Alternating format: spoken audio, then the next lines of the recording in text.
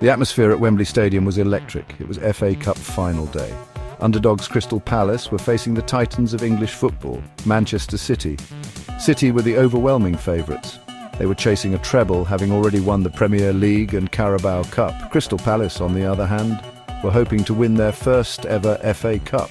Crystal Palace had exceeded expectations all season. Their manager, Roy Hodgson, had instilled a belief and resilience in the squad. They were a team greater than the sum of their parts. Manchester City, led by Pep Guardiola, boasted a squad brimming with world-class talent. The likes of Kevin De Bruyne, Erling Haaland and Bernardo Silva struck fear into the hearts of any opposition. The noise reached a crescendo as the teams emerged from the tunnel. The tension was palpable.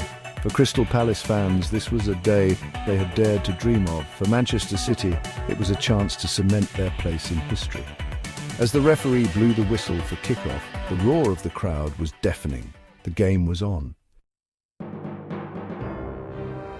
The first half was a cagey affair, with both teams feeling each other out. Manchester City dominated possession, as expected.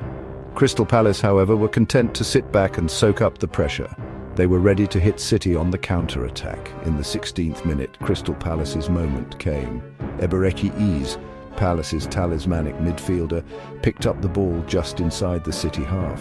He drove forward, leaving City defenders in his wake.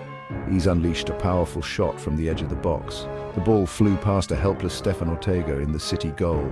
The Crystal Palace fans erupted in a cacophony of noise. They had dared to dream, and now their dreams were coming true. Eze, mobbed by his teammates, wheeled away in celebration. Manchester City, shell-shocked by the goal, poured forward in search of an equaliser.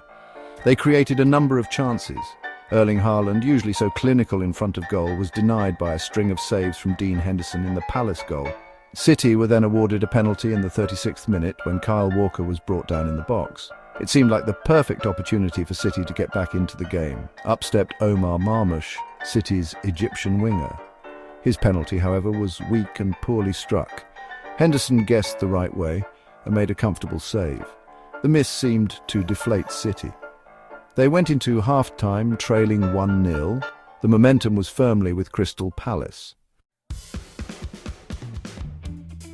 The second half followed a similar pattern to the first. City dominated possession, but Palace defended resolutely. They threw their bodies on the line to keep City at bay. As the clock ticked down, the tension inside the stadium was almost unbearable. City threw everything they had at Palace in the closing stages. The Eagles, however, held firm. They rode their luck at times, but their spirit and determination could not be faulted.